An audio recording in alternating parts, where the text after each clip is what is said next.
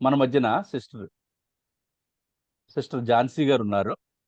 Sister Jhansi గారు కాకినాడలో పనిచేస్తున్నారు. ఝాన్సీ గారు చాలా ఉదాత్తమైన హృదయం గలవారు. మేడం యొక్క పరిచర్కి, మాకు అవుట్ రీచ్కి పరిచర్కి ప్రతి నెల కూడా మేడం గారు చాలా చక్కగా సహాయం చేస్తూ ఉంటారు. అందు నిమిత్తమే ఆమెకు వందనాలు చెప్పుకుంటూ ఈ యొక్క కూడికను మనం ప్రారంభించుకుంటానికి ఝాన్సీ గారిని సిస్టర్ ప్లీజ్. అలాగేనండి, ప్రార్థన చేసుకుందామండి. మహాపరిశుద్ధుడు, ప్రేమ నమ్మకం గల మా గొప్ప దేవ, నీ ఘనమైన సజీవమైన నామం కొరకు లేని స్తుతి వందనములు స్తోత్రం చెల్లించుకుంటున్నాము స్వామి. ఓ ప్రభా, ఈ సాయంకాల సమయం ప్రభా నీ పాదాలు చెంత చేరటానికి ప్రభా నాకు ఇచ్చిన మరొక తరుణాన్ని బట్టి నీకు లేని స్తుతి వందనములు స్తోత్రం స్వామి. ఇదిగో ప్రభా, ఎంతో నాయన ప్రయాసతో ప్రభా బిడ్డలు ఎంతగానో నాయన అవుట్ రీచ్ సేవకి వెళ్ళి ప్రభా తండ్రి నీ కొరకు ప్రయాసపడుచుండగా తండ్రి, ఓ నాయన తండ్రి కనికరించి ప్రభా బిడ్డలందరినీ మీరు ఎక్కల మాటన భద్రం చేసుకోమని బ్రతిమలాడుతున్నానయ్యా. ఇదిగో తండ్రి, వారికి ఇచ్చిన మంచి పరిచర్య చేయాలని మంచి మనసును బట్టి నిన్ను స్తుతిస్తున్నాను ప్రభా. నీకు వందనాలు తండ్రి. ప్రభా బిడ్డలందరూ కూడా నాయన కిషోర్ గారు అయితేనే, మ్యాథ్యూస్ గారు అయితేనే, ప్రభా బెనర్జీ గారు అయితేనే, నాయన బిడ్డలు ఇంకనూ ప్రభా అనేకులు కూడి ప్రభా నీ పరిచర్య కోసం కొనసాగుతుంది ప్రభా తండ్రి. వారికి అందరికీ ఆయురారోగ్యం దయచేయమని బ్రతిమలాడుతున్నాను ప్రభా. ఎంతో భయంకరమైన స్థితిలో మేమున్నాం ప్రభా.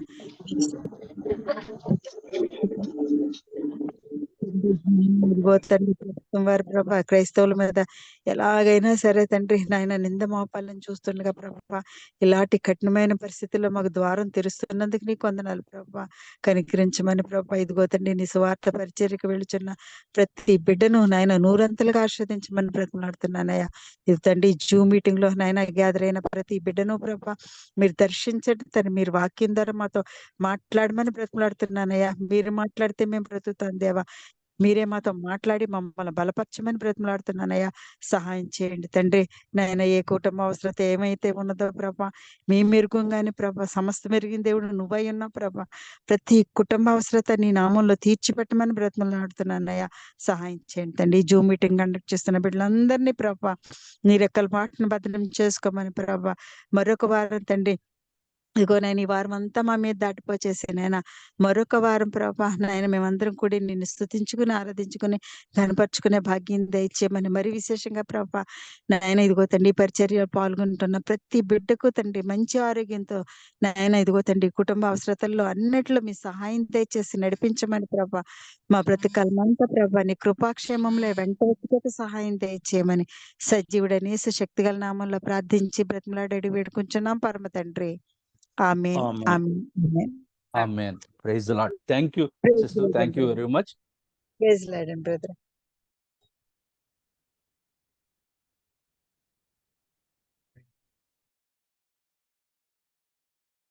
మ్యూట్ లో ఉన్నారు. Okay, thank you sir. దేవుణ్ణి ఆరాధించుకుంటూ స్తుతించుకుంటూ మన మధ్యలో ఉన్నటువంటి నాగరాజు గారు, ఫోర్త్ బ్రాంచ్, విశాఖపట్నం డివిజన్, వారు దేవుణ్ణి స్తుతించి ఆరాధించడానికి ఒక పాటతో మన ముందుకు వస్తున్నారు.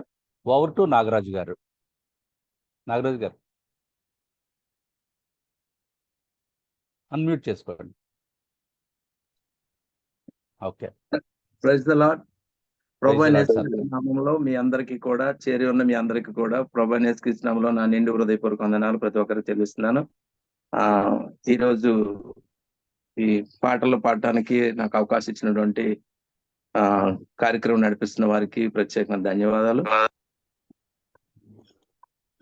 స్తోత్రము చెల్లించేదము మన యేసుకి, స్తోత్రము చెల్లించేదము, స్తోత్రము చెల్లించేదము మన యేసుకి, స్తోత్రము చెల్లించేదము. మంచివాడు గొప్పవాడు మన దేవుడు, భాగ్యము నిచ్చు దేవుడు. మంచివాడు గొప్పవాడు మన దేవుడు, భాగ్యము నిచ్చు దేవుడు. స్తోత్రము చెల్లించెదము, మన యేసుకి స్తోత్రము చెల్లించెదము, స్తోత్రము చెల్లించెదము, మన యేసుకి స్తోత్రము చెల్లించెదము. ఎరికో మనకు ముందు వచ్చిన యేసు మనకు ముందే నిల్చును, ఎరికో మనకు ముందు వచ్చిన యేసు మనకు ముందే నిల్చును. భయపడకు, దిగులు పడకు, ప్రార్థించి స్తుతించుము. భయపడకు, దిగులు పడకు, ప్రార్థించి స్తుతించుము. స్తోత్రము చెల్లించెదము, మన యేసుకి స్తోత్రము చెల్లించెదము, స్తోత్రము చెల్లించెదము, మన యేసుకి స్తోత్రము చెల్లించెదము.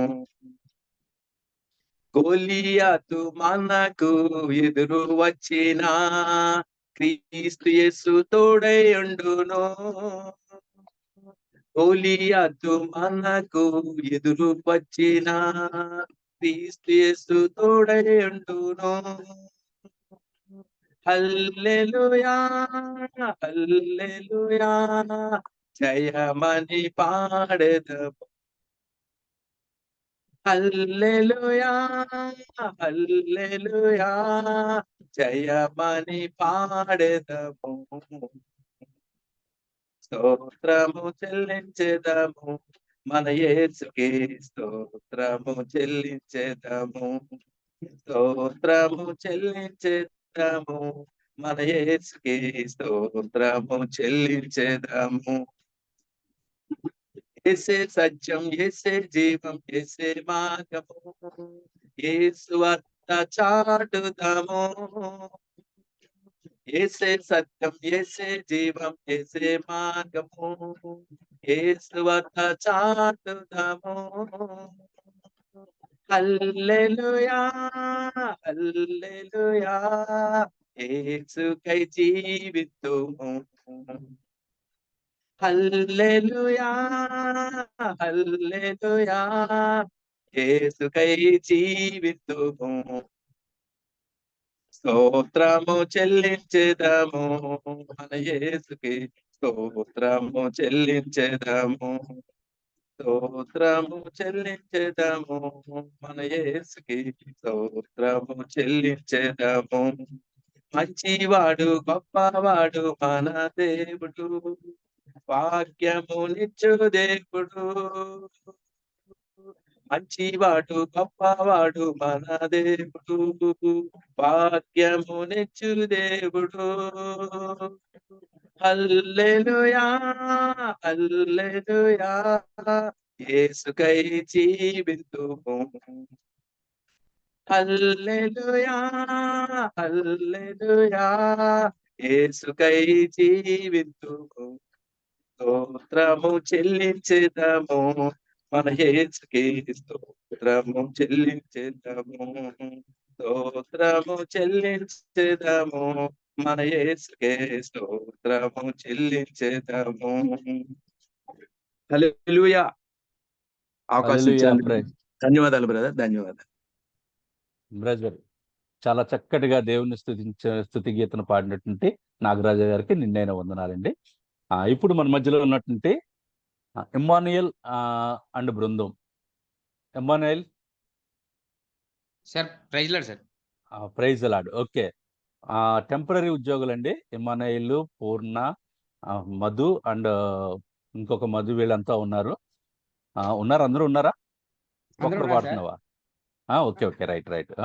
ఓకే, టెంపరరీ ఉద్యోగులు మా యొక్క పరిచయంలో మాకు వెన్నెముక, ఆ యొక్క మాకు ఎంతో బలమైనటువంటి ఈ టెంపరరీ ఉద్యోగులు మేము పరిచయంలో మాకు తోడుగా ఉండి ఎప్పుడు చక్కగా ముందుకు వెళ్ళడానికి మాకు తోడుగా ఉంటారు. అందుని బట్టి వారికి వందనాలు చెప్పుకుంటూ దేవుని స్తుతించవలసిందిగా కోరుచున్నాను. Okay, thank you Madhu.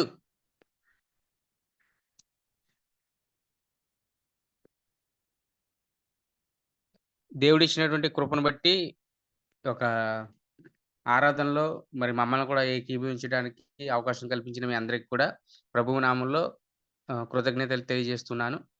మరి ఈ సమయంలో మాకు ఇచ్చినటువంటి అవకాశాన్ని వినియోగించుకుంటూ మరి ఒక కీర్తన పాడి దేవుని ఆరాధించుకుందాం. గొంతు ఎత్తి చాటేదాను, నడుము కట్టి పయనింతును. గొంతు ఎత్తి చాటేదాను, నడుము కట్టి పయనింతును. నా యేసు గొప్పవాడు, నా యేసు గొప్పవాడు, నా యేసు గొప్పవాడు, నా యేసు గొప్పవాడు. నిన్ను నన్ను ఎన్నడు విడువలేనన్నాడు, నీ కొరకే నేనన్నాడు. నిన్ను నన్ను ఎన్నడు విడువలేనన్నాడు, నీ కొరకే నేనన్నాడు. నా యేసు గొప్పవాడు, నా యేసు గొప్పవాడు, నా యేసు గొప్పవాడు, నా యేసు గొప్పవాడు. ఎంత గొప్ప కార్యము చేసినాడు, ఎర్ర సంద్రమునే చీల్చినాడు. ఎంత గొప్ప మహిమను తెచ్చినాడు, ఎరికో గోడలు కూల్చినాడు. ఎంత గొప్ప కార్యము చేసినాడు, ఎర్ర సంద్రమునే చీల్చినాడు. ఎంత గొప్ప మహిమను తెచ్చినాడు, ఎరుకో గోడలు కూల్చినాడు. ఎంత ఆటి కార్యమైన చేయగలడు, శక్తివంతుడు అసాధ్యుడు. ఎంత ఆటి కార్యమైన చేయగలడు, శక్తివంతుడు అసాధ్యుడు. నా యేసు గొప్పవాడు, నా యేసు గొప్పవాడు, నా యేసు గొప్పవాడు, నా యేసు గొప్పవాడు. ఎంత గొప్ప కార్యము చేసినాడు, నిషేధించిన రాయి స్థానం మార్చాడు. పనికిరాని పాత్రను వాడగలడు, గొప్పదైన దానిగా చేయగలడు. ఎంత గొప్ప కార్యము చేసినాడు, నిషేధించిన రాయి స్థానం మార్చాడు. పనికిరాని పాత్రను వాడగలడు, గొప్పదైన దానిగా చేయగలడు. ఎన్నికలేని నన్ను ఎన్నుకున్నాడు, ఎంత గొప్ప దేవుడు నా యేసుడు. ఎన్నికలేని నన్ను ఎన్నుకున్నాడు, ఎంత గొప్ప దేవుడు నా యేసుడు. నా యేసు గొప్పవాడు, నా యేసు గొప్పవాడు, నా యేసు గొప్పవాడు, నా యేసు గొప్పవాడు. నిన్ను నన్ను ఎన్నడు విడువలేనన్నాడు, నీ కొరకే నేనన్నాడు. నిన్ను నన్ను ఎన్నడు విడువలేనన్నాడు, నీ కొరకే నేనన్నాడు. అందుకే గొంతు ఎత్తి చాటేదాను, నడుము కట్టి పయనింతును. గొంతు ఎత్తి చాటేదాను, నడుము కట్టి పయనింతును. నా యేసు గొప్పవాడు, నా యేసు గొప్పవాడు, నా యేసు గొప్పవాడు, నా యేసు గొప్పవాడు. దేవునికి స్తోత్రం. హల్లెలూయా. హల్లెలూయా, ప్రైజ్ ది లార్డ్. చక్కగా పాడినటువంటి ఇమ్మానుయేలుకి నిండైన వందనాలు. ఇప్పుడు మనము ప్రస్తుతమైన సమయంలోకి వస్తున్నాము. సో దానికి ముందుగా వాక్యపట్నము, బైబిల్ వాక్యపట్నము మన మధ్యన ఉన్నటువంటి శిరీష గారు అపోస్తల కార్యంలో 26వ అధ్యాయము 15 నుండి 20 వచనముల వరకు చదువుగా విందాము. శిరీష గారు మచిలీపట్నం డివిజన్ లో పనిచేస్తున్నారు. శిరీష గారు సిస్టర్. సార్ ప్రైజ్ లార్డ్ అండి. ఓకే, మన ప్రభు అయిన ప్రైజ్ లార్డ్. యేసుక్రీస్తు నామమున అందరికీ వందనాలు తెలియజేయుచున్నాను. ఈరోజు వాక్య భాగం చదువుకుందామండి. వాక్య భాగం ఈరోజు అపోస్తలుల కార్యములు 26వ అధ్యాయము వచనములు 15వ వచనం నుండి 20వ వచనం వరకు. అప్పుడు నేను, ప్రభువా నీవు ఎవడవని అడుగగా, ప్రభువు, నేను నీవు హింసించుచున్న యేసును, నీవు నన్ను చూచి ఉన్న సంగతిని గూర్చియు, నేను నీకు కనబడబోవు సంగతిని గూర్చియు నిన్ను పరిచారకునిగాను సాక్షినిగాను నియమించుటకై కనబడి ఉన్నాను. నీవు లేచి నీ పాదములు మోపి నిలువుము. నేను ఈ ప్రజల వలనను అన్యజనుల వలనను హాని కలగకుండా నిన్ను కాపాడేదను. వారు చీకటిలో నుండి వెలుగులోనికి, సాతాను అధికారము నుండి దేవుని వైపునకును తిరిగి నా యందలి విశ్వాసము చేత పాప క్షమాపణను పరిశుద్ధపరచబడిన వారిలో స్వాస్థ్యమును పొందినట్లు వారి కన్నులు తెరచుటకై నేను నిన్ను వారి యొద్దకు పంపెదనని చెప్పాను. కాబట్టి అగ్రిప్పరాజా, ఆకాశము నుండి కలిగిన ఆ దర్శనమునకు నేను అవిధేయుడును కాక, మొదట దమస్కులోని వారికిని, యెరూషలేములోను, యూదయ దేశమంతటను, తరువాత అన్యజనులకును వారు మారు మనసు పొంది దేవుని తట్టు తిరిగి మారు మనసునకు తగిన క్రియలు చేయవలనని ప్రకటించుచుంటిని. ఈ పరిశుద్ధ వాక్య భాగమును దేవుడు దీవించును గాక. థ్యాంక్ యూ శిరీష గారు. చక్కగా వినిపించినటువంటి దేవుని వాక్యాన్ని చక్కగా వినిపించినటువంటి శిరీష గారికి నిండైన వందనాలు చెప్పుకుంటూ మరొక స్తుతి గీతము మన మధ్యన ఉన్నటువంటి బ్రదర్ పాల్ సుందర్ గారు, Kovvur branch, Rajahmundry division. Brother Paul. Thank you. Okay, right, thank you.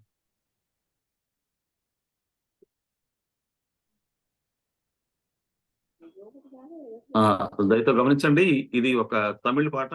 దీన్ని ఒక తమిళ్ రాగం ఆధారంగా తెలుగులో నేను రాసుకున్నాను. ఇది పాడుతున్నాను, దయతో గమనించండి. Thank you very much.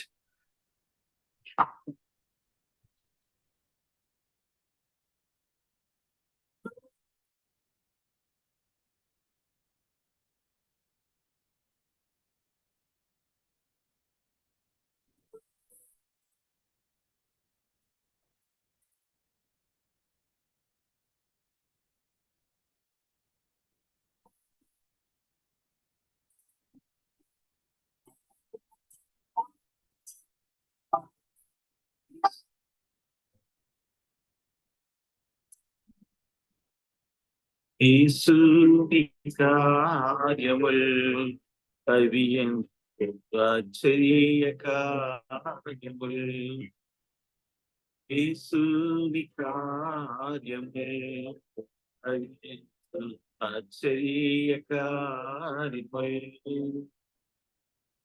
బలవంతునకు బలహీనునకు, బలవంతునకు బలహీనునకు, ఎవ్వారికైనకై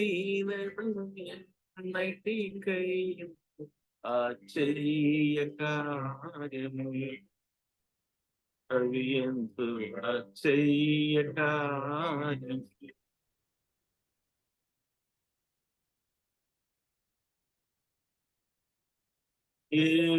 సముద్రము పాయలు చేయుట ఆశ్చర్య కార్యము. సముద్రము పాయలు చేయుట ఆశ్చర్య కార్యము. ఎండిన నేలను నడువగ చేయుట ఆశ్చర్య కార్యము. ఎండిన నేలను నడువగ చేయుట ఆశ్చర్య కార్యము. అవి ఎంతో ఆశ్చర్య కార్యము. యేసుని కార్యమే అవి ఆశ్చర్య కార్యము.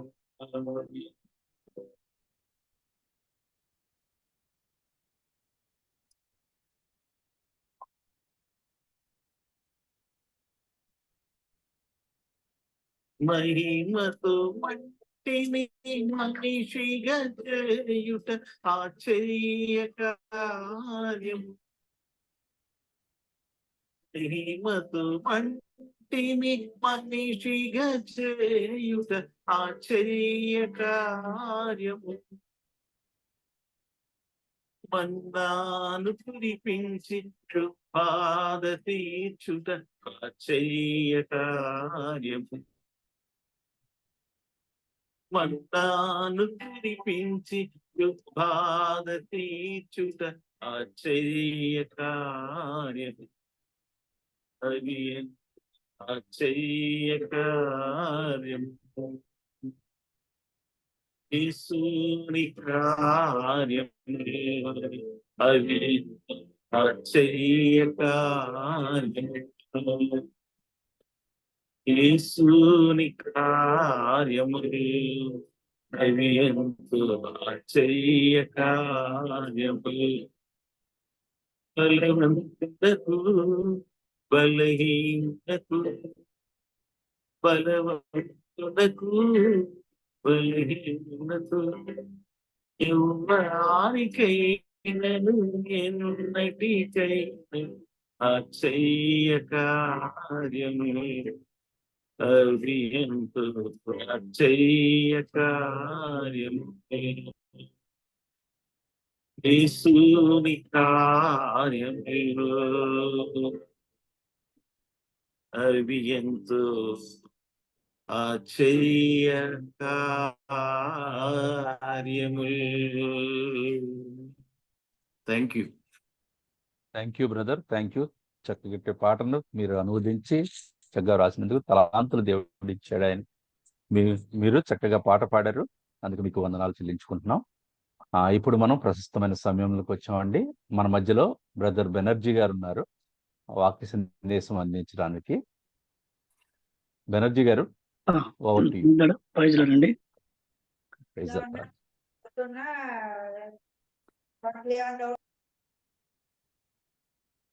గారు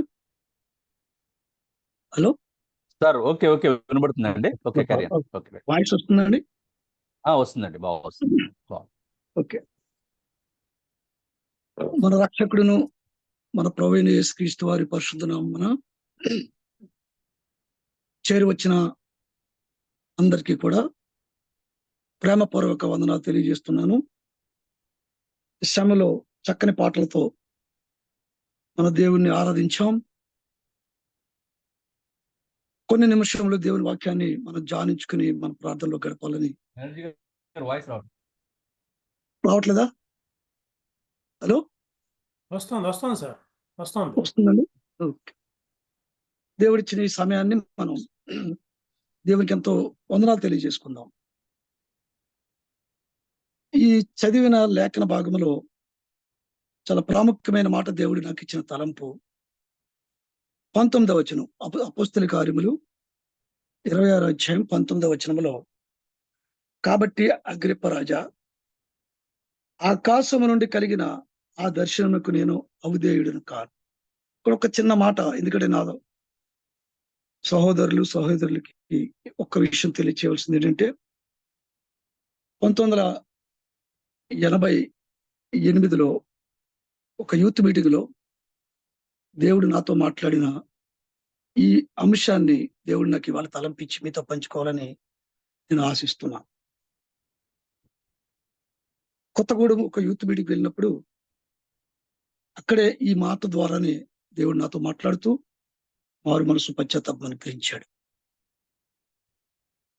మనకు తెలిసిన విషయాల్లోనే ఈ ప్రాముఖ్యమైన మాట. ఎందుకు ఈ భాగాన్ని మనం ఎక్కువగా ధ్యానిస్తున్నామంటే, అగ్రిప్ప రాజు దగ్గరికి చివరికి బందీ అయిన పౌలుని తీసుకొచ్చినప్పుడు, ఈ అధ్యాయం చదువుతున్నప్పుడు పౌలు యొక్క మాటల్లో ఒక గంభీరత్వం, ఒక వేదన కనపడుతూ వస్తుంది. ఇక్కడ 26వ అధ్యాయం 1వ వచనంలో 2వ వచనంలో చూస్తే, 2వ వచనం దయచేసి చూద్దాం. అగ్రిప్ప రాజా, తమరు యూదులలో ఉండు సమస్తమైన ఆచారములు వివాదములను విశేషముగా ఎరిగిన వారు గనుక యూదులు నా మీద మోపి నేరములన్నిటిని గూర్చి నేడు తమరి ఎదుట సమాధానం చెప్పుకొని పోచున్నందుకు నేను ధన్యుడు అన్నాడు. పౌలు మీద నేరం మోపుతున్న వారు యూదులు. ఈ యూదులు ఏమని చెప్తున్నారంటే, నజరేయుడైన యేసుక్రీస్తు వారి గురించి, రక్షకుడు యేసు ప్రభు, ఆయనలో పునరుత్థానం ఉంది, ఆయనే మన రక్షకుడు, ఆయనే మన దేవుడిని ప్రకటిస్తున్నందుకు మోషే ఆచారాలకు, మోషే ధర్మశాస్త్రానికి అపోస్తుడైన పౌలు వ్యతిరేకంగా మాట్లాడుతున్నారని చెప్పి వీళ్ళొక నేరం మోపుతున్నారు. ఈ విషయంలో అగ్రిప్పరాజు ఎదురుగుండా ఈయన మాట్లాడుతున్నప్పుడు పౌలు 9వ వచనం, 26వ అధ్యాయం 9వ వచనం చూసినట్లయితే, నజరేయుడైన యేసునామమునకు విరోధముగా అనేక కార్యములు చేయవలని నేను అనుకుంటుని. ఇది చాలా ప్రాముఖ్యమైన మాట. యేసు ప్రభు వారికి వ్యతిరేకంగా జీవించాలనుకున్న వాడే పౌలు. ఇతరుల తార్సు పట్టణంలో అక్కడ యూదుల్లో ఒక పరిసయ్యుడిగా ఉంటూ, తర్వాత గమలీయేలు దగ్గర విద్యాభ్యాసం చేసిన వాడై ఉండి నిష్ఠగా ధర్మశాస్త్రాన్ని, మతాన్ని పాటిస్తున్న వాడే ఉన్నప్పుడు, ఇతను తన జీవితంలో ఎప్పుడైతే ఈ క్రైస్తవుల్ని హింసిస్తున్నాడో, దానికి తన ఒక హింసించటానికి కూడా ఒక ముద్రను తీసుకుని, ఒక పత్రికను తీసుకుని, దానికి ఒక అధికారాన్ని తీసుకుని క్రైస్తవుని హింసిస్తున్న పరిస్థితుల్లో ఎవరినైతే ఎన్నుకోవాలో దేవుడు తన మనసు, దేవుడు తన హృదయంలో, దేవుడు తన యొక్క తలంపులో ఉంటది కనుక, అపోస్తుడైన పౌలు సౌలుగా ఉన్నప్పుడే దేవుడు ఆయన్ని గమనించినాడు, దృష్టించినాడు. కాబట్టి ఈ పౌలు తన ఉద్దేశాలు వేరు. ఇంకొంచెం ముందు చూస్తే 4వ వచనంలో, 4వ వచనంలో, మొదటి నుండి యెరూషలేములో నా జనము మధ్యను బాల్యము నుండి నేను బ్రతికిన బ్రతుకు ఎలాంటిదో యూదులందరూ ఎరుగుదురు. అంటే పౌలు తన జీవితంలో మొదటిగా క్రైస్తవుని హింసిస్తున్నవాడు, రెండవది బాల్యము నుంచే ఒక రకమైన తన జీవితం దేవునికి వ్యతిరేకంగా ఉన్నది. యేసు నామమునకు విరోధంగా కూడా అనేక కార్యములు చేసినట్లుగా తను అక్కడ ఒప్పుకుంటున్న మాటలు మనం చూస్తున్నాం. తను అగ్రిప్పరాజు దగ్గర చెప్తూ, ఆయన ఈ మాట చెప్తున్నప్పుడు తన మనసులోకి వచ్చిన ఒక మాటను అక్కడ అగ్రిప్పతో చెప్పడం జరుగుతుంది. అదే 26-19 వచనం. ఎందుకంటే ఇతను హింసిస్తున్న పరిస్థితుల్లో మనం అపోస్తలుల కార్యములు 9వ అధ్యాయం దయచేసి మనం చూస్తే అక్కడ ఒక మాట మనకు తెలుసు. అపోస్తలుల కార్యం 9వ అధ్యాయంలో మొదటి నుంచి చదువుతాను. సౌలు ఇంకనూ ప్రభు యొక్క శిష్యులను బెదిరించుటేను, హత్య చేయుటేను, తనకు ప్రాణాధారమైనట్టు ప్రధాన యాజకుడికి వెళ్ళి ఈ మార్గమందున్న పురుషులనైనను స్త్రీలనైనను కనుగొనేలా వాటిని బంధించి యెరూషలేమునకు తీసుకుని వచ్చుటకు దమస్కులోని సమాజముల వారికి పత్రికలు ఇమ్మని అడిగాను. అతడు ప్రయాణము చేస్తూ దమస్కు దగ్గరకు వచ్చినప్పుడు అకస్మాత్తుగా ఆకాశం నుండి ఒక వెలుగు అతని చుట్టూ ప్రకాశించాడు. అకస్మాత్తుగా తనకు తెలియకుండానే అపోస్తుడైన సౌలుగా ఉన్నప్పుడు తన చుట్టూ వెలుగు ప్రకాశించింది. ఇదంతా మనకు తెలిసిన మాటే. వెలుగు ప్రకాశించినప్పుడు దేవుడు ఆయనతో మాట్లాడుతున్నప్పుడు, సౌలా సౌలా నీవేళ నన్ను హింసిస్తున్నావు అంటే, నువ్వెవరు, నేను ఎప్పుడు హింసించానంటే, అక్కడ మనకు అర్థమైంది, నీవు నన్ను హింసిస్తున్నావు అంటే దేవుని బిడ్డను హింసిస్తే దేవుణ్ణి హింసించినట్లని అక్కడక్కడ భావంగా మనకు చెప్తున్నాడు. ఆ పరిస్థితుల్లో అననీయాన్ని పంపించటం, ఇదంతా మనకి 9వ అధ్యాయంలో మనకు తెలుస్తుంది. అక్కడ 9వ అధ్యాయంలోనే ఒక మాట అంటాడు, చక్కని మాట. ఆ మాటను దయచేసి ఒకసారి చదువుదాం. 9వ అధ్యాయంలోనే 15వ వచనంలో అందుకు ప్రభువు, నువ్వు వెళ్ళుము, అన్యజనుల ఎదుటను రాజుల ఎదుటను ఇశ్రాయేలు ఎదుట మా నామమును భరించుటకు ఇతడు నేను ఏర్పరచుకుని సాధనమై ఉన్నాడు అని చెప్తుంది ఇక్కడ. అంటే ఎటువంటి వాడిని దేవుడు ఎటువంటి వాడిగా మార్చుకున్నాడు. ఇతను దేవుడు ఒకసారి ఆయన దృష్టిలో, అంటే గర్భములో ఉండగానే దేవుడు మనల్ని ఏర్పరచుకుంటాడని చెప్పి అదే పౌలు మాట్లాడుతూ వస్తున్నట్టుగా మనం చూస్తూ ఉంటాం. నేను హానికరుడును, హింసకుడును, దోషకుడును, ఆయనను దేవుడు నన్ను కనికరించాడు, తన పరిచర్య నిమిత్తం నన్ను అప్పగించుకున్నాడని చెప్పి మొదటి తిమోతిలో మొదటి అధ్యాయంలో మనం చూస్తుంటాం.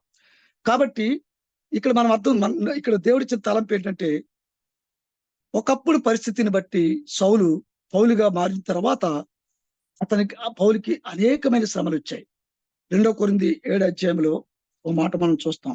కొరింథీయులకు రాసిన 2వ పత్రిక 7 అధ్యాయంలో ఒక మాటలు మనం చూస్తాం. 7 అధ్యాయం 5వ వచనంలో, 2 కొరింథీ 7 అధ్యాయం 5వ వచనంలో తను మాట్లాడిన మాట మనం ఇక్కడ చూస్తున్నట్లయితే, కనుక ఈ దేహము క్షమించండి 2 కొరింథీ 5 అధ్యాయం 7 అధ్యాయం 5వ వచనం. 7 అధ్యాయం 5వ వచనం. మేము మాసిదోనికు వచ్చినప్పుడు మా శరీరం ఏమాత్రం విశ్రాంతి పొందలేదు, ఎటుపోయినను నాకు శ్రమయే కలిగను, వెలుపట పోరాటములు లోపట భయములుండును. అయినను దీనులను ఆదరించి దేవుడు తీతు రాక వలన మమ్మల్ని ఆదరించినాడు. ఎటుపోయినను శ్రమలే. అపొస్తలుల కార్యములో మనం చూసినప్పుడు పౌలు మనకు రాసిన ఈ 14 పత్రికల్లో, ఈ పుస్తకాల్లో అనేక సందర్భాల్లో తన శ్రమల గురించి మాట్లాడుతూ వస్తూ ఉంటాడు. ఎటుపోయినను శ్రమే. ఆయన చెప్తున్నాడు, వెలుపట పోరాటాలు లోపల భయాలతో జీవిస్తున్నప్పటికీ దీనుడినైన నన్ను దేవుడు ఆదరించాడు అని చెప్తూ వస్తున్నాడు. కానీ పౌలు తన జీవితంలో అగ్రిప్పరాజు దగ్గరికి వచ్చినప్పుడు ఒక గొప్ప సవాలుతో మాట్లాడుతూ వస్తున్నాడు. బహుశా అగ్రిప్పరాజు, నువ్వు అవన్నీ విడిచిపెట్టేసి నీ పాత జీవితానికి వెళ్ళిపోమని చెప్పుండొచ్చు, దేవుని యేసుప్రభు వారిని ప్రకటించొద్దని చెప్పుండొచ్చు, అన్యజనులకి వెలుగుగా నిన్ను ప్రచారం చేయడానికి వెళ్ళమన్నాడనే మాటను మర్చిపోమని చెప్పుండొచ్చు. కానీ అగ్రిప్పరాజుతో పౌలు ఒక నిశ్చయతను చెప్తున్నాడు. అగ్రిప్పరాజా, ఆకాశం నుండి కలిగిన నేను దమస్కు మార్గం వెళుచున్నప్పుడు నా చుట్టూ ప్రకాశించి నాతో మాట్లాడిన దేవుని యొక్క దర్శనానికి నేను ఎట్టి పరిస్థితుల్లో అవిధేయులను కానుంటున్నాడు. ఇది క్రైస్తవులుగా మనకి ఉండవలసిన ప్రత్యేకమైన తీర్మానం. ఈ క్రైస్తవులుగా మనకు ఉండవలసిన ప్రత్యేకమైన తీర్మానంగా చూస్తాం. అందుకే అపోస్తులైన పౌలు 20 అధ్యాయంలో 19వ వచనంలో ఒక మాట చెప్తాడు. 20 అధ్యాయం అపోస్తుల కార్యములు 20 అధ్యాయం 19వ వచనం. యూదుల కుట్ర వల్ల నాకు శోధనలు సంభవించినను, చూడండి ఎవరి కుట్ర? యూదుల కుట్రల వల్ల కన్నీళ్లు విడిచుచు పూర్ణమైన వినయభావంతో నేను ఎలాగూ ప్రభుని సేవించుంటునో మీకే తెలియను. అంటే కన్నీళ్లతో ఉన్నప్పటికీ, శోధనలు వచ్చినప్పటికీ, కుట్రలు ఉన్నప్పటికీ, అనేక మంది చేత కుట్రలు పనుతున్నప్పటికీ పూర్ణమైన వినయభావంతో నేను ఎలాగూ ప్రభుని సేవిస్తున్నాను. ఈ వాక్యం మన హృదయాన్ని పట్టుకుంటుంది. ఎటువంటి పరిస్థితులైనా సరే అగ్రిప్పరాజు అదే చెప్తున్నాడు. నేను దేవుని నన్ను దర్శించాడు దేవుడు, నన్ను ఏర్పరచుకున్నాడు దేవుడు, నన్ను తల్లి గర్భంలో ఉండగానే ప్రత్యేకించిన దేవుణ్ణి, కోట్లాది కొలది జనంలో నన్ను ప్రత్యేకంగా పిలుచుకున్న దేవునికి నేను వ్యతిరేకంగా జీవించను అని చెప్పి ఒక నిశ్చయతను తీసుకున్న అపోస్తలుడైన పౌలు యొక్క జీవితం మనందరకు ఉండాలని చెప్పి ప్రభునామని మనం చేస్తున్నాం. అందుకే ఒక సవాళ్ళు కూడా విసురుతాడు. కొరింథీయులకు రాసిన మొదటి పత్రిక 11 అధ్యాయం మొదటి వచనంలో, నేను క్రీస్తుని పోలి నడుచుకున్న ప్రకారము మీరు నన్ను పోలి నడిచి. ఎంత ధైర్యంతో ఆ మాట చెప్పగలం. నేను క్రీస్తుని ఎటువంటి వాడు మనం చెప్పుకున్నాం. అపోస్తలుడైన పౌలు ఎటువంటి వాడు? బాల్యం నుంచి ఏ రకంగా ఉన్నాడు? నజరేయుడైన యేసుక్రీస్తు వారు వ్యతిరేకంగా విరోధంగా ఏ రీతిగా ఉన్నాడు? క్రైస్తవులు ఏ రీతిగా హింస పెట్టాడు? స్త్రీల్ని పురుషుల్ని హతమార్చిన పరిస్థితులు, ఇవన్నిటిని చూస్తే ఒకసారి ప్రభు దర్శించాడు. ఒకసారి దేవుని యొక్క దృష్టిలో దేవుని పిలుపుకి లోబడ్డాడు. ఇక ఎవరికి కూడా లొంగట్లేదు. దేవుని మాటకి, దేవుని వాక్యానికి విధేయత చూపించి తన జీవితంలో ముందుకు సాగిపోతున్నవాడిగా మనం చూస్తూ ఉంటాం. అదే అపోస్తలుల కార్యాలు 20 అధ్యాయం 19వ వచనంలో ఒక తీర్మానం చెప్తాడు. 20 అధ్యాయం 19వ వచనం, క్షమించండి, శోధనలు సంభవించినను కన్నీళ్లు పూర్ణమైన వినయభావంతో నేనేలాగు ప్రభువును సేవించుచుంటునే మీకే తెలియను. Thanks sister. అలాగే 24 వచనం అండి సిస్టర్, దయచేసి 24 వచనం. దేవుని కృపా వార్తను గూర్చి సాక్ష్యమిచ్చుట యందు నా పరుగును నేను ప్రభువైన యేసు వలన పొందిన పరిచర్యను తుదముట్టింపవలనని నా ప్రాణమును నా మాత్రమును ప్రియమైనదిగా ఎంచుకొనుట లేదు. చూసారా, అగ్రపరాజు దగ్గర అదే మాట చెప్తున్నాడు. మీరు ఏం చేసినా ఆకాశం నుండి కలిగిన ఒక దర్శనం, నా దేవుడిచ్చిన నన్ను పిలుచుకున్న పిలుపుకి, నా దేవుడు అప్పచెప్పిన పరిచర్యకు, సువార్తకు నేను ఎప్పటికీ అవిధేయుని కానంటున్నాడు. ఎంత గొప్ప తీర్మానం. ఇక్కడ అంటున్నాడు 24 వచనంలో, నా ప్రాణమును నాకెంత మాత్రమును ప్రియమైనదిగా ఎంచుకోలేదు. ఈ విషయాలు చెప్పుకుంటున్నప్పుడు మనకు అనిపిస్తుంది, ఇది సాధ్యమా, ఇది ఇలా చేయగలమా? పౌలు లాంటి తీర్మానం మనం చేయగలం. ఒకసారి ఒక మందిరంలో ఇలాగే వాక్యం చెప్తున్నప్పుడు ఒక సహోదరి తన సండే స్కూల్ పరిచర్య నుంచి మొదలై తన తండ్రి సేవకుడు, ఆ తండ్రి సేవకుడై ఉండి తను అక్కడే పెరిగి మందిరంలో వివాహం చేసుకున్న వ్యక్తి అపోస్తుడైన పౌలు గురించి చెప్తున్నప్పుడు నేను ఆరాధన కార్యక్రమం అయిపోయిన తర్వాత అన్న ఎట్లా నడుచుకుంటాం మనకు సాధ్యమా అని అడిగింది. నేను చెప్పాను, నువ్వు 40 సంవత్సరాల నుంచి మందిరంలో పెరిగిన బిడ్డవు. అందుకే హెబ్రీయులకు రాసిన పత్రికలో ప్రభు స్పష్టంగా చెప్తాడు కదా, పౌలు ద్వారా పరిశుద్ధముగా ఉండటకును అందరితో సమాధానంగా ఉండటకును ప్రయత్నము చేయడి అనే మాట చాలా ప్రాముఖ్యం. 12-14 వచనంలో ఈ ప్రయత్నమే కదా మనం అంతకంతకు దేవుడికి దగ్గరగా అవ్వటానికి ఉంటది. ప్రార్థన ద్వారా, సహవాసం ద్వారా, దేవునికి కొరకై చేసే మంచి క్రియల ద్వారా, మనల్ని వలె ఇతరుల్ని ప్రేమించటం వల్ల మనం దేవునికి దగ్గరగా అవుతాం కదా. అపోస్తలుడైన పౌలు డేరాలు కుట్టుకునేవాడు, తన వృత్తి. అపోస్తలుడైన పౌలు 2 సంవత్సరాలు అద్దె గృహంలో ఉండవలసి వచ్చింది. అపోస్తలుడైన పౌలు అనేక దెబ్బలు, అనేక బాధలు, చివరికి నేను చచ్చిపోతానేమో అనే పరిస్థితుల్లోంచి ఉన్న పరిస్థితులు అంటున్నాడు 24వ వచనములో, ప్రభువైన యేసు వలన పొందిన పరిచర్యను తొదమిట్టింపవలనని నా ప్రాణముని ఎంతవరకు ఎంత మాత్రమును ప్రియమైనదిగా ఎంచుకోవాలి. ఇది క్రైస్తవులకు ఉండవలసిన దృఢ నిశ్చయత, తీర్మానం. ఎట్టి పరిస్థితుల్లో కూడా ఎందుకని పౌలుకి ఈ మంచి ఉద్దేశం అంటే, హెబ్రీయులకు రాసిన పత్రిక 13వ అధ్యాయంలో, హెబ్రీయులకు రాసిన పత్రిక 13వ అధ్యాయం మనం దయచేసి మాట చదువుదాం. హెబ్రీ 13వ అధ్యాయం 14వ వచనం దయచేసి చదువుదామండి. 14వ వచనం. దూరమైన పట్టణము మనకిక్కడ లేదు, నిలువరమైన మనకి ఇక్కడ లేదు, చూచున్నాము. ఉండబోచున్న దాని కోసం ఎదురు చూచుచున్నాం. చాలండి. చూసారా, అపోస్తలుడైన పౌలుకి విషయం తెలుసు. ఆయన హెబ్రీయులకు రాస్తున్న ఈ మాట మనం చూస్తున్నాం. నిలువరమైన పట్టణము మనకి ఇక్కడ లేదు, ఉండబోవు దాని కొరకు మనము ఎదురు చూచుచున్నాం. ఉండబోదు ఏంటి? ఆకాశము, భూమి, ఈ సమస్తము లయమైపోయి దేవుడు, దేవుని బిడ్డలు, దేవుని రాజ్యము మధ్య ఆకాశములో ఆయన్ని ఎదుర్కొ ఇది జరగబోతున్నది. ఉండబోచున్న దానికోసం ఎదురు చూచున్న మనకి నిలువరపు పైన పట్టణం ఇక్కడ లేదు కాబట్టి, దేవుని పని నిమిత్తము, దేవుని పిలుపు నిమిత్తము నేను ఎంత మాత్రమును నా ప్రాణమును ప్రియమైనదిగా ఎంచుకొనలేదు. అందుకే అబ్రహాముని పిలుస్తున్నప్పుడు దేవుడు, అబ్రహాము 75వ సంవత్సరం వయసులో, ఆ వయసులో దేవుడు అబ్రహాముని పిలిచినప్పుడు, అబ్రహాము దేవతలతో తన కుటుంబం అంతా, తెరహు కుటుంబం అంతా దేవతా విగ్రహారాధికులే. అక్కడి నుంచి పిలిచిన పిలుపుకి అబ్రహాము ఎంతో విశ్వాసంతో ముందుకు సాగాడు. మనందరికీ తెలిసిన విషయాలే. తను ముందుకు సాగినప్పుడు హెబ్రీయులకు రాసిన పత్రికలోనే ఓ చక్కని మాట మనం చూస్తాం. హెబ్రీయులకు రాసిన పత్రికలో 6వ అధ్యాయం 15వ వచనం. 6వ అధ్యాయం 15వ వచనం. అబ్రహాము ఆ మాట సహించి వాగ్దాన ఫలం పొందేది. చూడండి, ఆ మాట నమ్మి, అంటే పైన ఇంకా మన చాలా విషయాలు మనకు తామస్వామి ఉండదు కాబట్టి, ఏ మాట నమ్మి? దేవుడిచ్చిన వాగ్దానాన్ని నమ్మి ఓర్పుతో సహించి ఆ వాగ్దాన ఫలాన్ని పొందాడు. మనం కూడా అంతే. దేవుడు వాగ్దానం ఇచ్చాడు. రక్షణ పొందిన మనము, క్రైస్తవులని పిలబడుతున్న మనము, తల్లి గర్భంలో రూపింపబడికి ఏర్పరచబడిన మనము, ప్రభు దృష్టిలో ఉన్న మనము ధన్యులు. యెహోవాను దేవుని కలిగిన వారు ధన్యులు. ఎంత కోట్లాది మంది కోటీశ్వరులు ఉన్నప్పటికీ, ఎంత పరిస్థితులు ఉన్నప్పటికీ మనము ధన్యులము. అపోస్తలుడైన పౌలు మనకు అదే నేర్పుతున్నాడు. దీనుడినైన నన్ను ఆదరిస్తున్నాడు నా దేవుడు. ఎటువంటి బాధల నుంచి అయినా, సింహం నోటి నుంచి కూడా నన్ను తప్పించాడు, నా కుడి ప్రక్కన నిలిచున్నాడు దేవుడు అని చెప్పి అపోస్తలుడైన పౌలు సాక్ష్యం చెప్తూ ఉంటాడు.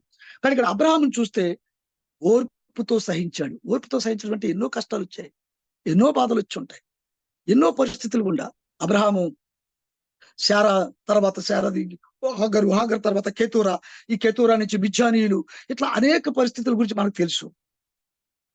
అబ్రహాము ఓర్పుతో సహించాడనే మాట చాలా స్పష్టంగా ఉంది. అంతేకాదు, అబ్రహాము విశ్వాసములో సందేహించలేదు. ఏ వయసులో అబ్రహాముని దేవుడు వాగ్దానం ఇచ్చాడు అబ్రహాముకి, అది మనం చూస్తే రోమిలికి రాసిన పత్రిక 4వ అధ్యాయంలో, రోమిలికి రాసిన పత్రిక 4వ అధ్యాయం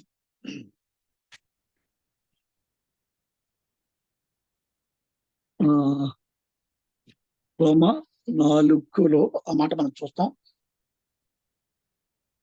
19వ వచనం దయచేసి 19.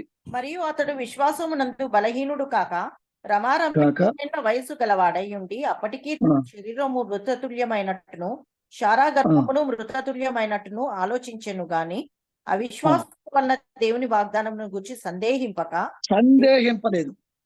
ఈ రోజుల్లో క్రైస్తవులకి సందేహాలు ఉన్నాయి. ఆనాడు ఇశ్రాయేల్ కూడా సందేహాలు, వాళ్ళు నడిచి కొలిది అరణ్యంలో సందేహాలతోటే ఉన్నారు. అప్పటి నుంచి ఇప్పటి వరకు సందేహాలతోటే ఉంటారు. దేవుడు ఎప్పుడు వస్తాడు, ఇంకా రాలేదు, వచ్చిన తర్వాత మనం ఆలోచించవచ్చు. వచ్చిన తర్వాత ఏముంటది కాదు, తలుపులు వేయబడతాయి, బుద్ధి కలిగిన గంజకులు లోపలికి, బుద్ధి లేని గంజకులు దివిటీలారిపోతే బయటనే. ఇదంతా వాక్యంలో మనం చూస్తూనే ఉంటున్నాం. వాక్యానుసారంగా మనం ప్రతిదినము వాక్యానుసారంగా జీవించాలని ప్రయత్నం చేయమని ఈ వాక్యం అనుదినము వాక్య పరిచర్యలో మనం ముందుకు సాగుతాం. ఇక్కడ చూస్తే అవిశ్వాసం వలన దేవుని వాగ్దానం గురించి సందేహింపలేదు. అంతేకాదు, అబ్రహాము 11వ అధ్యాయంలో హెబ్రీయులకు రాసిన పత్రికలో అబ్రహాం గురించి ఒక్కొక్క మాట చదువుకుని మనం ముందుకు సాగుతాం. దయచేసి 11వ అధ్యాయంలో ఎంత గొప్పవాడు అబ్రహాము. పౌలు గురించి మాట్లాడుకుంటున్నప్పుడు అబ్రహామును కూడా మనం దేవుడు జ్ఞాపకం చేస్తూ వస్తున్నాడు. మనకు తెలిసిన మాటలే మరొకసారి మనం ఒకసారి మళ్ళా జ్ఞాపకంలో తెచ్చుకోవాలనే ఉద్దేశంతో దయచేసి ఈ మాటలు మనం ముందుస్తున్నాను. 11వ అధ్యాయం, హెబ్రీ 11వ అధ్యాయం 8వ వచనం దయచేసి చదువుదామండి.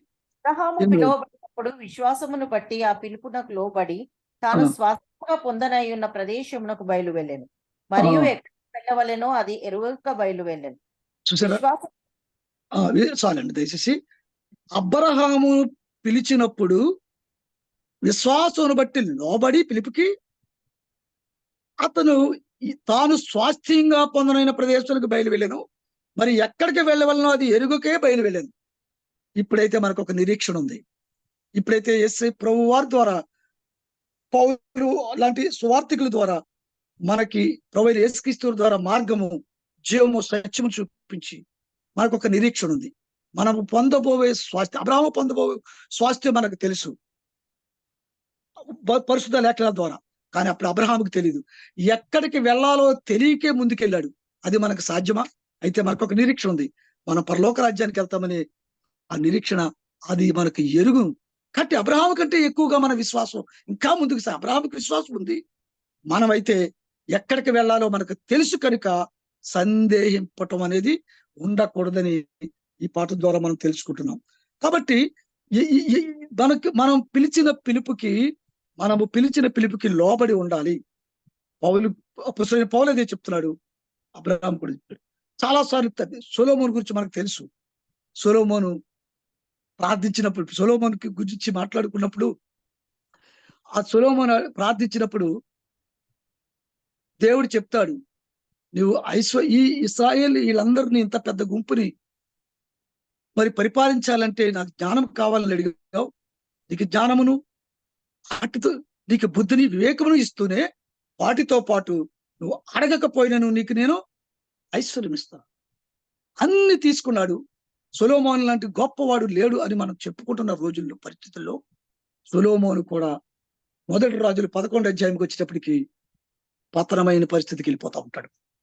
అయితే పశ్చాత్తాపడిన కారణంగా తను మరలా తిరిగి దేవుని ఎంతో దేవుని దగ్గర మరలా మెప్పు పొందిన వాడిగా ఉంటాడు.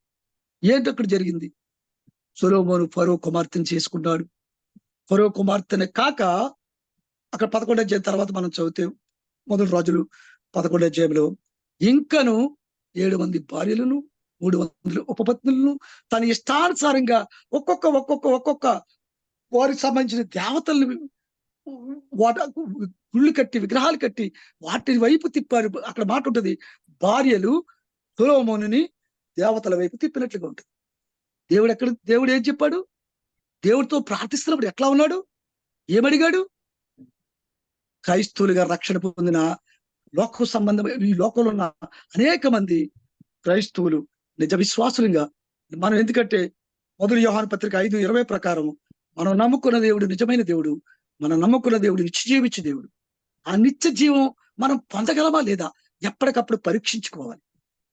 ప్రతి దినము పరీక్షించుకోవాలి, ప్రతి సమయంలో పరీక్షించుకోవాలి. మన నడవడిక, మన క్రియలు, మన పరిస్థితులు ఎట్లా ఉన్నాయి. అందుకే అపోస్తలుడైన పౌలు అంటాడు, ఈ సొలొమోను ఇక్కడ సొలొమోను గురించి మనం ఆఫ్ చేసుకుందాం. ఎక్కడ పశ్చాత్తాపడతాడో మనం చూస్తూ వస్తాం.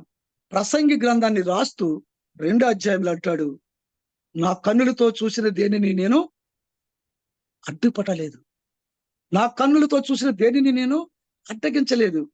అయితే నేను తేరిచు జాగ్రత్తగా ఆలోచిస్తే ఈ భూమి మీద సూర్యునికి ఉన్న ప్రతిది వ్యర్థమే, ప్రతిది వ్యర్థమే.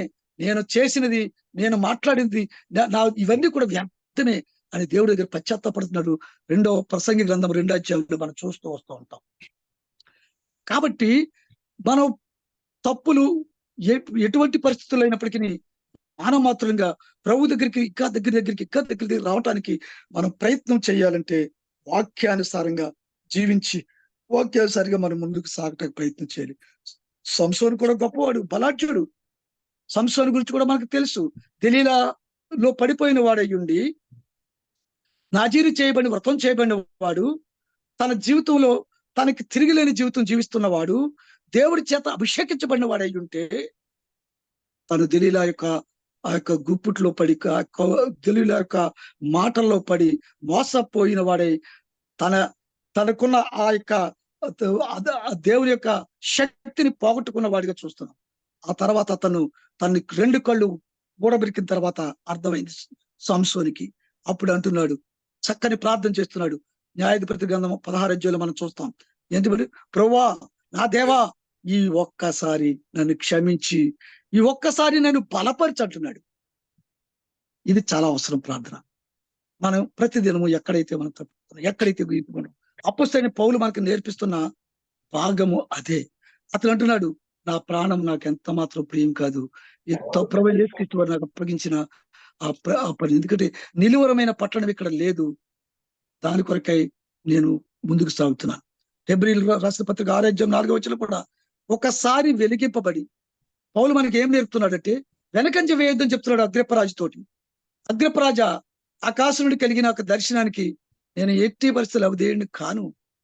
అందుకే ఆ మాటలోనే ఒకసారి హెబ్రీలోనే ఉంటుంది ఆ మాట, ఒకసారి వెలిగింపబడి దేవుని వరమును రుచి చూసిన తర్వాత వెనకంజ వేయించిన వాడు ప్రభువైన యేసుక్రీస్తు వారిని బాహాటంగా సిలివేసిన వారిని అయిపోతాం. ఇవన్నీ తెలిసిన పౌలు ఆయన ఒకసారి ప్రభు చేత పిలవబడిన వాడైనప్పుడు అతనికి తెలిసిన తర్వాత 1 తెస్సలోనికీయులకు రాసిన పత్రికలో ఒక మాట చదువుదాం దయచేసి. 1 తెస్సలోనికీయులకు రాసిన పత్రిక 5వ అధ్యాయం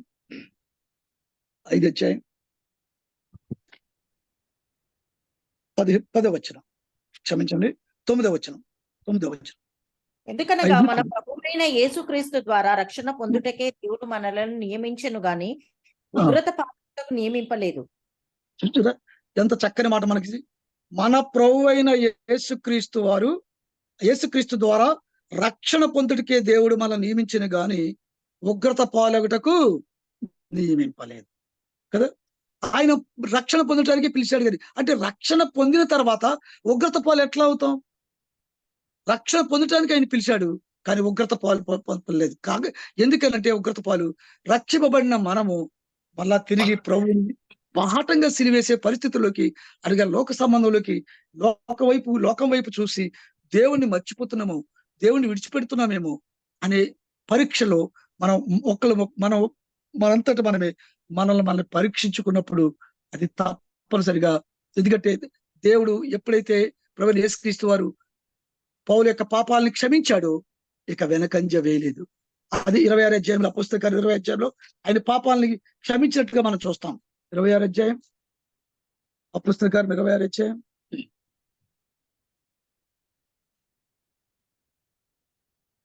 అపోస్తలుల కార్యములు 26 అధ్యాయం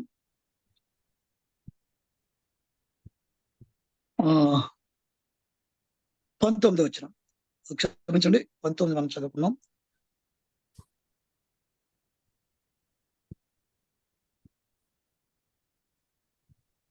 అపోస్తలుల కార్యములు 22 అధ్యాయం, క్షమించండి, 22 అధ్యాయం. దేవుని వలనైన సహాయము పొంది నేటి వరకు నిలిచి ఉంటిని.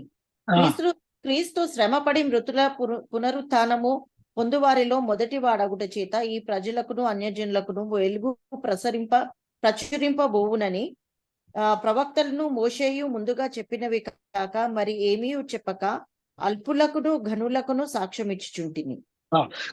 క్షమించండి, 22 అధ్యాయం, అపోస్తలుల కార్యం 22 అధ్యాయం 16వ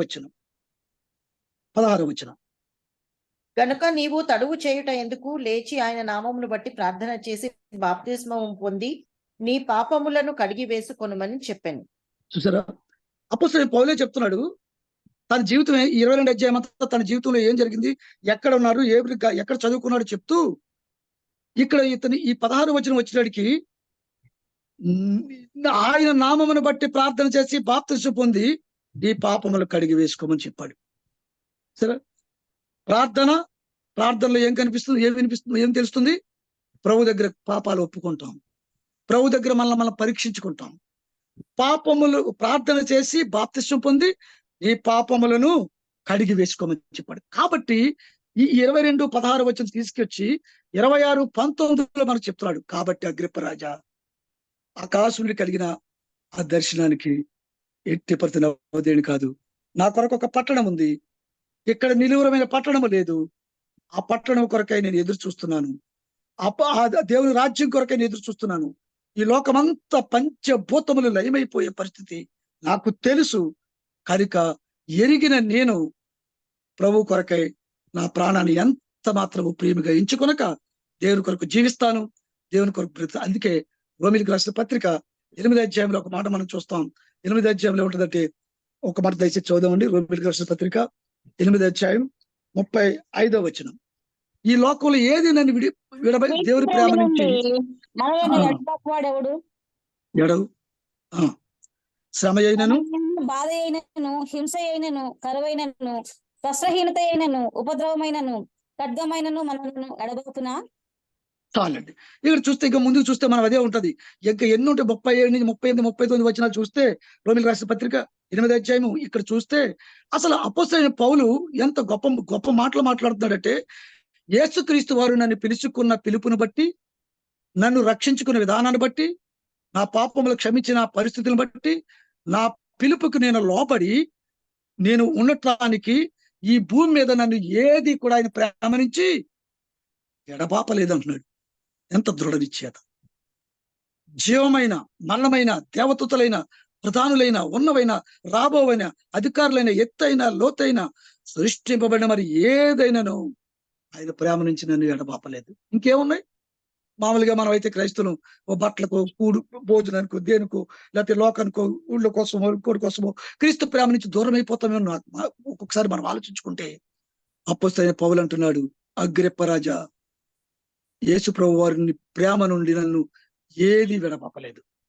అంతటి దృఢ నిశ్చయముతో నా ప్రభు కొరకై నేను ముందుకు సాగిపోతాను, నేను ముందుకి పరిగెడతాను.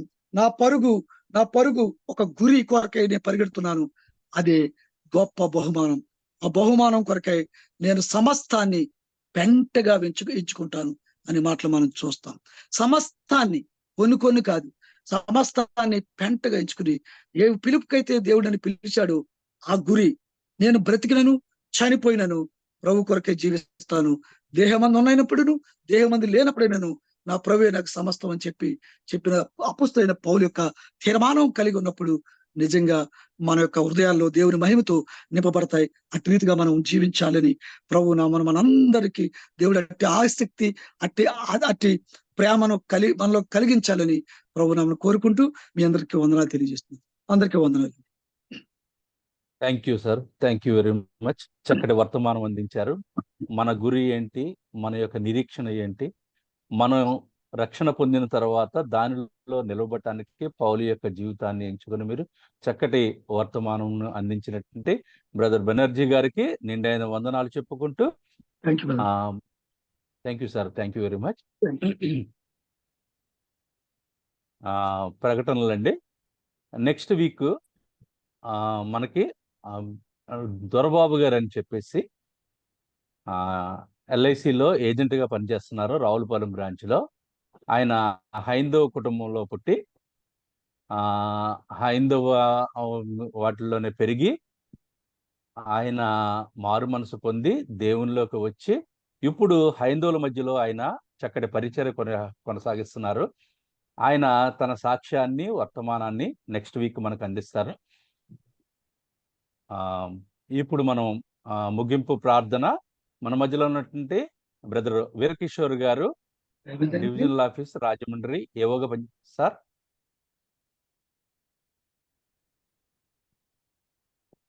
వీరకిషోర్ గారు ప్రార్థన చేసిన తర్వాత టిఏబి డానియల్ గారు దీవెనతో మనం ఈ యొక్క కార్యక్రమాన్ని ముగించుకుందాం. వీరకిషోర్ గారు, ప్రైజ్ రాడ్. ప్రార్థన చేసుకుందామండి. అందరికీ వందనాలు. కృపా సత్య సంపూర్ణుడైన నా ప్రియ పరలోక తండ్రి, సాయంకాల సమయంలో మరి మేము ఎల్ఐసి ప్రేయర్ ఫెలోషిప్ గా మరి సుమారు 61 మంది ఈ దినాన మరి ఇందులో చేరడానికి ఈ యొక్క వాక్య పరిచయలో మేము సహవాసం కలిగి ఉండడానికి నీవు ఇచ్చిన కృపను బట్టి మరి ఇంకా 279 మంది సుమారుగా మరి మెంబర్షిప్ ఉన్నటువంటి ఈ గ్రూప్లో రాలేని వారందరినీ బట్టి కూడా నీకు మనం చేసుకుంటున్నాను. గల దేవ, రానున్న వారాలలో మరి వారిలో కూడా ఆయన మరి నీయందు ఆయన మరి ఈ యొక్క సహవాసంలో చేరి నేను స్తుతించి గణపరుచుకునేటువంటి వెసులుబాటును వారికి కూడా దయచేసి సమయానుకూలత అనుగ్రహించి ప్రార్థిస్తున్నాను. అలాగే మరి ఇంతవరకు నేను మరి ప్రారంభం నుంచి కూడా ఆయన మరి పాటలను, వాక్య పరిచర్య, ప్రార్థన ఎందును స్పష్టంగా నడిపించిన విధానం బట్టి ఆయన మరి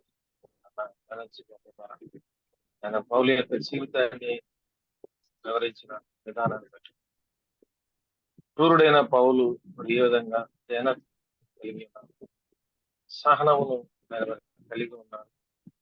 ఆయన మరి తను కలిగినటువంటి ఆయన పిలుపును బట్టి నీయందు శ్రమలు కలిగినది ఆయన మరి నీయందు నిలకడ కలిగి ఏ విధంగా జీవించాడు ఆయన వివరించిన విధానాన్ని బట్టి అలాగే అబ్రహాము జీవితము మరి ఆయన జీవితంలో ఓర్పు జ్ఞాపకం చేసిన విధానాన్ని మరి సంవత్సరాల జీవితంలో ఆయన కలిగిన అవకాశం బట్టి ఆయన తిరిగి పశ్చాత్తాపం బట్టి మరి జ్ఞాపకం చేసిన విధానం బట్టి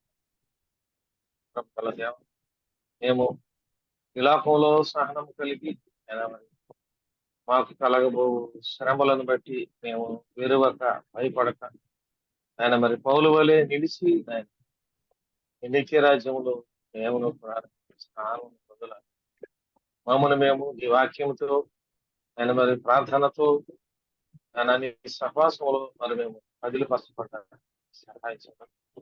ఈ కృపగల హస్తాలకు మమ్మల్ని అప్పగించుకుంటూ రానున్న వారంలో అనేక మంది ఈ గ్రూప్ లో మేము సహవాసంలో కలియడానికి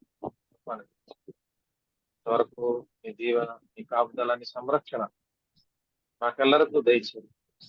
ఈ కృపగల హస్తాలకు మమ్మల్ని అర్పించు. మా ప్రభువును మా ప్రియదర్శిని నామంలో అతి వ్యక్తులైన గర్భపడి ఆమేన్. ఆమేన్. ఆమేన్. ఇప్పుడు మన పరమ తండ్రి అయిన దేవుని ప్రేమ, కుమారుడైన యేసుక్రీస్తు వారి కృప, పరిశుద్ధాత్మ దేవుని అన్యోన్య సహవాసము, సమాధానము, సంతోషము మనకును మన కుటుంబాలన్నిటికి కూడా సదాకాలం తోడైండి నడిపించును గాక. ఆమేన్. ఆమేన్. ఆమేన్. థ్యాంక్ యూ అండి. అందరికీ వందనాలు. ప్రారంభ ప్రార్థన చేసినటువంటి ఝాన్సీ గారికి, స్తుతి ఆరాధన చేసినటువంటి నాగరాజు గారు, ఇమ్మానుయేల్ బాబు అండ్ పాల్ సుందర్ గారు, వాక్యపట్నం చేసినటువంటి శిరీష గారు, వర్తమానం అందించినటువంటి బెనర్జీ గారికి, దీవెనిచ్చినటువంటి డానియల్ గారికి నిండైన వందనాలు చెప్పుకుంటూ, ఈ యొక్క ప్రార్థన ముగింపు ప్రార్థన చేసినటువంటి వీరకిషోర్ గారికి నిండైన వందనాలు చెప్పుకుంటూ ఈ యొక్క కుటుంబంలో ఈ యొక్క మీటింగ్ని ఇప్పుడు ఇంకా ముగించుకుంటున్నాను. Thank you sir. వచ్చిన ప్రతి ఒక్కరికి నిండైన వందనాలు. రాని వారిని కూడా దేవుని దీవించాలి. వారి యొక్క సమయం వారికి కుదరకపోవడం వల్ల కొంతమంది రాలేకపోతున్నారు. వారిని కూడా వచ్చేలాగా మనం అందరం కూడా ప్రార్థన చేద్దామండి. ఓకే, థ్యాంక్ యూ అండి. అందరికీ వందనాలు. వందనాలండి. Thank you brother.